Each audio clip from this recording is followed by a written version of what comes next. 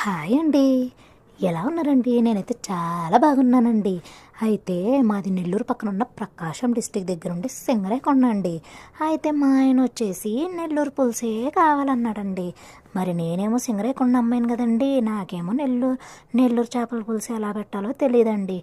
అయితే నాకు ఒక ఐడియా వచ్చిందండి. యూట్యూబ్లో కొట్టేశానండి. రాగానే సేమ్ అచ్చం అలాగే నెల్లూరు పులుసు మాదిరి చేసేసానండి. మా ఆయన అయితే సూపరో సూపర్ అనుకుంటా తినేసాడండి.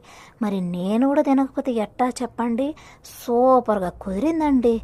మరి మీరు కూడా చేసుకోకపోతే నెల్లూరు పులుసు చేసుకొని తినండి.